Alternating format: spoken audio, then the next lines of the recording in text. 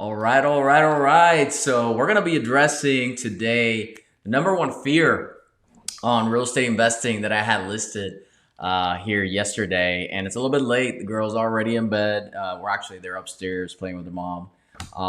But I said I got to do this. I got to go ahead and help my people out. I got to help my people out get over some of these fears, and so we're gonna be addressing today how money fears, right? And first of all, let's talk about what fears are. So fears are a false evidence of an appearing reality. They're not real. It's just whatever's in your mind. And so, with that said, we're gonna go ahead and get started here and address some of the major concerns regarding money. Money is a big limitation or a big thought of limitation for a lot of people before they get into investing into real estate. And so today we're going to talk about how you can prevent buying a money pit. Nobody wants to buy a deal that's bad. We're going to be talking about how to get all the funds you need for any purchase whatsoever, and also how to get all the tools for free. Okay, so that's what we're going to be talking here.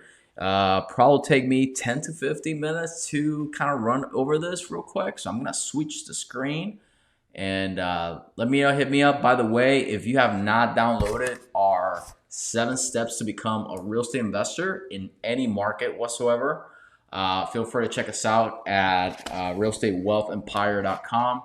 Log in there and you'll be getting a bunch of tons of free information so that it helps you out with everything that we do. So my real estate wealth builders in the group went ahead and submitted quite a few questions regarding money, and we're going to be addressing those today.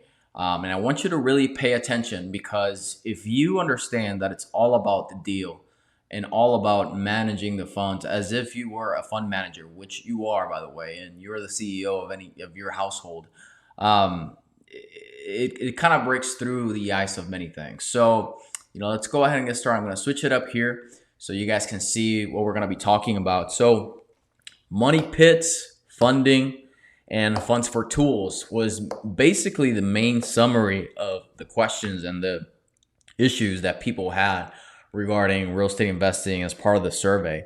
And so when we talk money pits, let's define what a money pit is, and let's define what people call a money pit and what they call a deal. So, I believe everybody should be investing in real estate in one way or the other. I think the route or the path for everybody is different.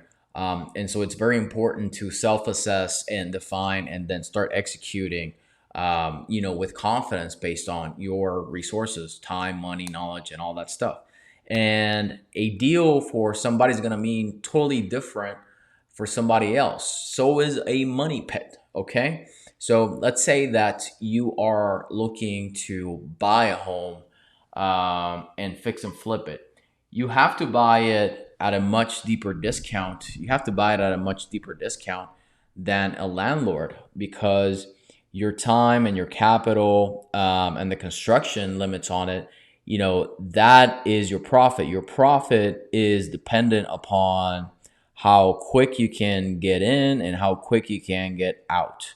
And with that said, the definition of money pit, this is just an example, but money pit, you don't ever get into a money pit if you control your costs. If you control your costs, you should never get into a money pit. And the way that we do that, the way that we address not buying a money pit, is starting with the end in mind, okay?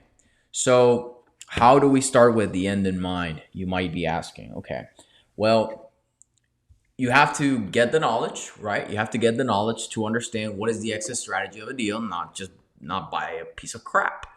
And that's why fix and flipping is not investing. It has its time and its place, and it can be done, but this is not investing, okay?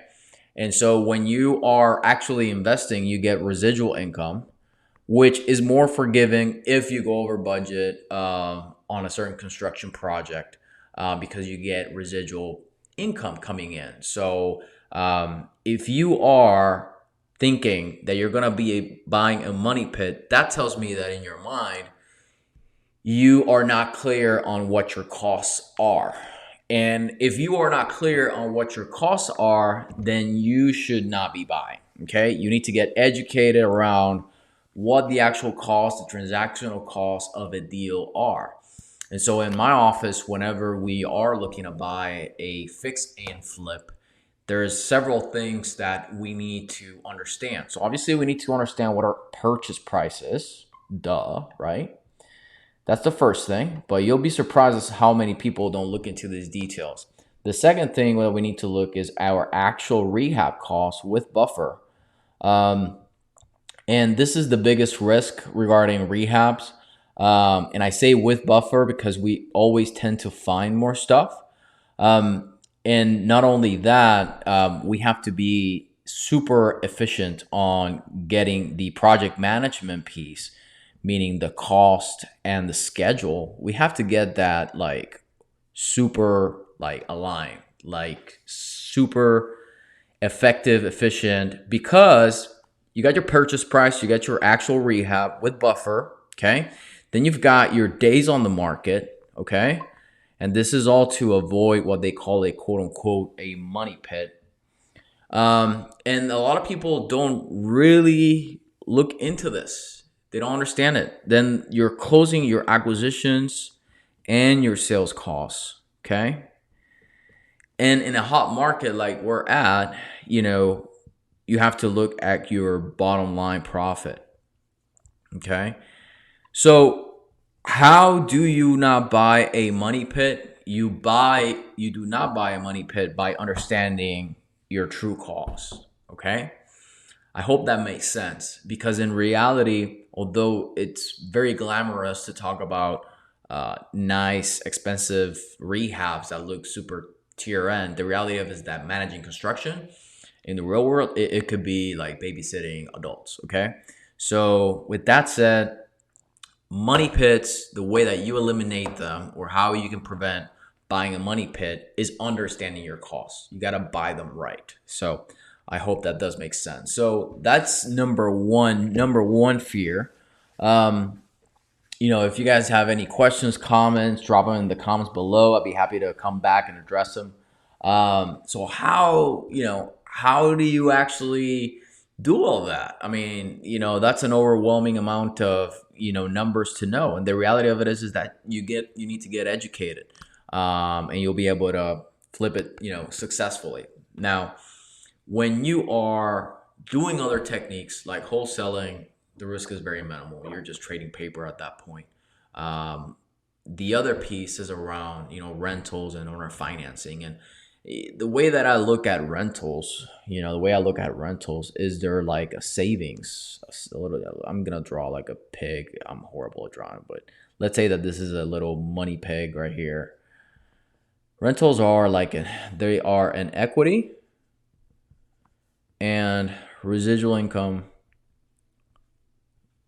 savings.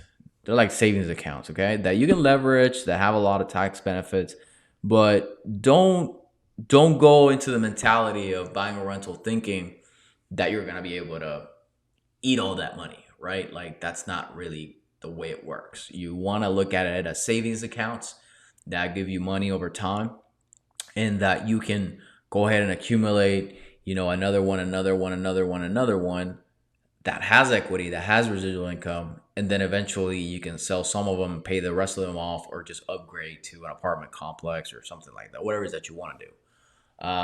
In reality, I like the 10 by 10 method, which is, you buy 10, and, get the better ones, you keep them, and you sell 5 of them and start paying off the other 5. And that way you get really, really, good cash flow from paid off houses. Or you can go the leverage way. It's up to you. But at the end of the day, those other techniques that have residual income, they are much better. They're much better around eliminating, money pits. So, all right. So that was the money pit question. Hopefully that helps you guys. You don't need to overcomplicate it, really, guys. I mean, at the end of the day, you need to understand your numbers and whatever it is that you do. Now let's talk about funding. Let's talk about funding right here. So funding, how to get all the funds you need for any purchase. So the funny thing about real estate is that you can almost consider it inside trading. You can talk directly with a seller, purchase it way below market, knowing that it's way below market, and still get that asset, purchased, and still get equity and still get cash flow. Um, and the beauty about it is that you can leverage that value. So let's take a look at the same house.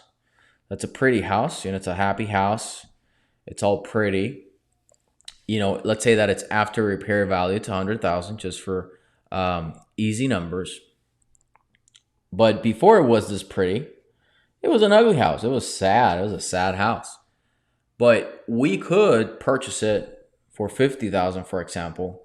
Let's say that it needs 20,000, okay, on rehab.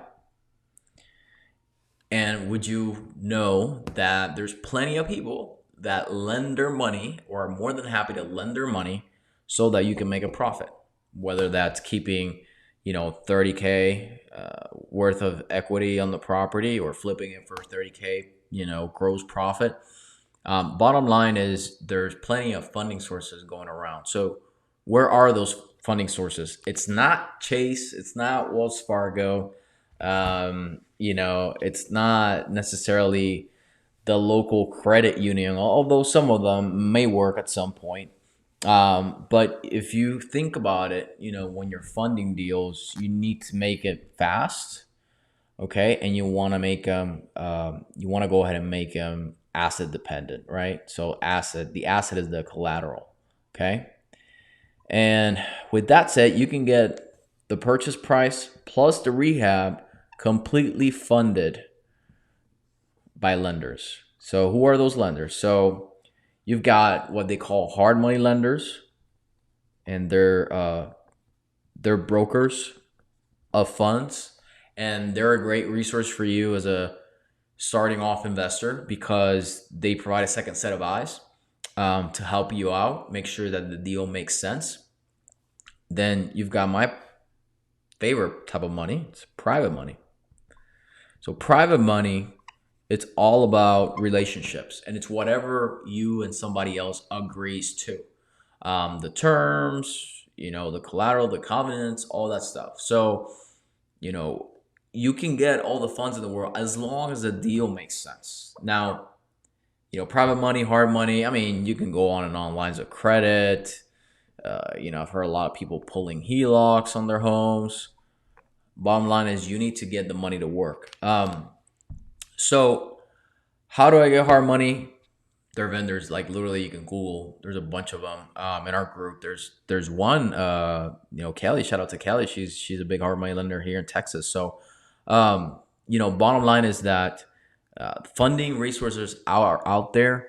You just want to understand what the deal is. So, it's always deal dependent. So let's talk about the word deal, because I think that's even more important than the funds, right? If you are looking to build wealth and build assets and essentially, build up your asset column, okay, for future income or, little by little, build an asset column regarding real estate, which is what you should do. We focus on building wealth, income, and freedom, right, through real estate investing. The bottom line is that a deal is going to be different for everybody. If you have a nice W-2 job, you are more than capable of, buying a bunch of rentals, increasing your wealth, getting that residual, and you don't have to depend on the rental house, for income. But if you're a fix and flip guy, you have to buy, a lower margin so that you can get the deal. It doesn't make sense for you to try and compete with those other guys. So the bottom line is that you're able to get funding for your deals through hard money, through private money, through lines of credit. The funds are out there, but they need to be fast. They need to be quick.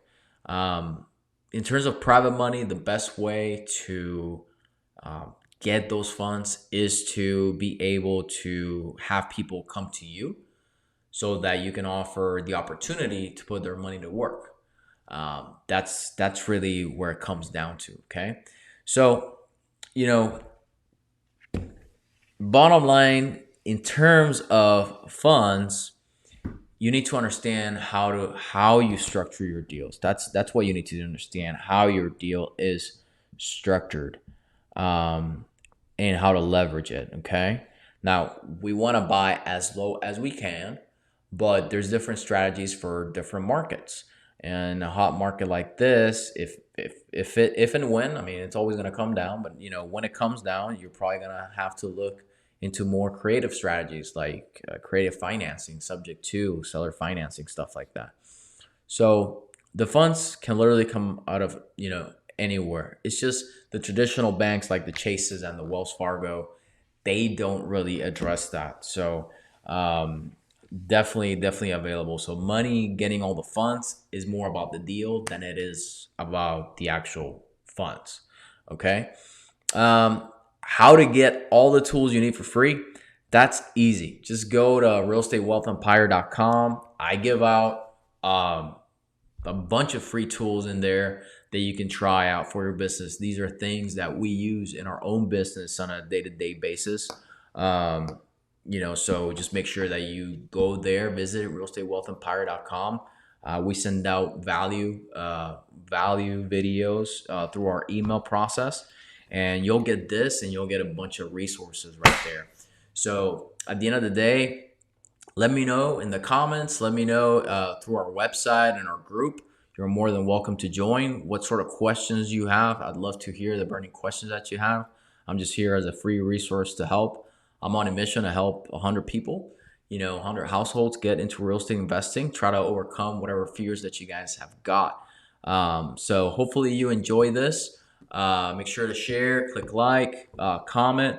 So money pits, bottom line is you make the money on the buy and you want to understand your cost so that you don't buy a money pit. Funding, there's vendors out there called hard money lenders, and you can literally raise all the private money that you need as long as you know how to have that conversation. But that's a topic for another day. And then funds for tools was an interesting one. Just go to realestatewealthempire.com and I give you out all the tools essentially that we use, and send you kind of free training via email, so you guys can review and execute.